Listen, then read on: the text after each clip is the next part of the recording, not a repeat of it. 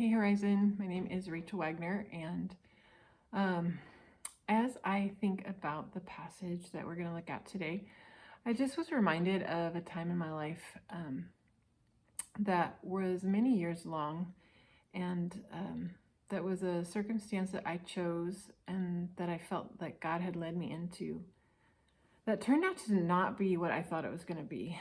And it was a very difficult time, and there were many times during that span of years that I wondered if I had heard God's voice correctly. I wondered if I had done everything wrong and missed the mark altogether.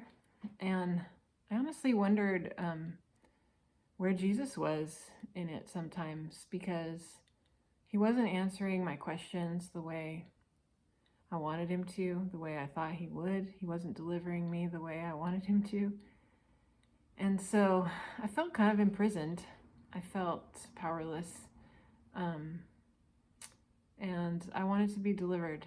So I just invite you to think of a time in your life where you might have felt the same way. It could be a circumstance. It could be a health problem. It could be internal struggle of some sort that made you feel imprisoned. And as you think about that, I'm going to read Matthew chapter 11, verses 2 through 11. And we start with John the Baptist in prison. And he is wondering if Jesus is the Messiah. So here we go. When John heard in prison what Christ was doing, he sent his disciples to ask him, "Are you the one who was to come, or should we expect someone else?" Jesus replied, "Go back and report to John what you hear and see. The blind receive sight, the lame walk, those who have leprosy are cured, the deaf hear, the dead are raised, and the good news is preached to the poor. Blessed is the man who does not fall away on account of me." As John's disciples were leaving, Jesus began to speak to the crowd about John. "What did you go out into the desert to see? A reed swayed by the wind? If not, what did you go out to see? A man dressed in fine clothes? No, those who wear fine clothes are in king's palaces. Then what did you go out to see? A prophet? Yes, I tell you, and more than a prophet. This is the one about whom it is written, 'I will send my messenger ahead of you, who will prepare your way before you.' I tell you the truth, among those born of women there has not risen anyone greater than John the Baptist. Yet he who is least in the kingdom of heaven is greater than he." So I just have a couple things to say about John in this situation.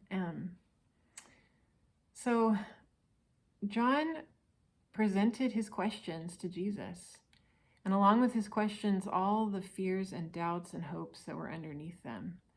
And I think that Jesus invites us to do the same thing when we are feeling imprisoned, when we are wondering, when we have questions. He invites us to ask them. And then secondly, Jesus answered John. He used words from the prophets that John would have been familiar with, that would have told him that the kingdom of God and the Messiah is here, that these signs are evidence that it's all true, and that this is happening, and that God was on the move, and he was up to something very, very good. And yet, Jesus did not address John's imprisonment, did not deliver him from that immediate circumstance. And John was left waiting.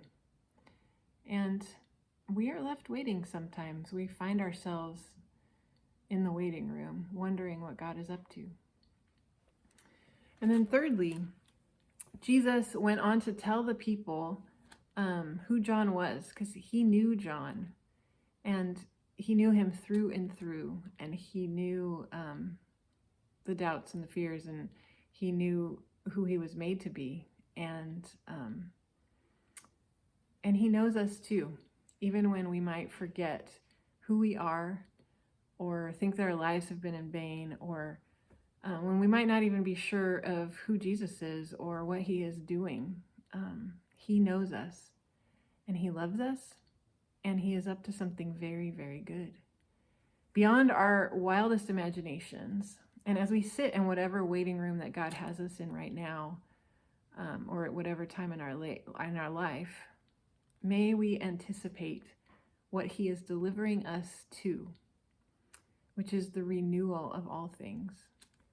And we can hang on to the good news of his kingdom in the waiting. So God is for us.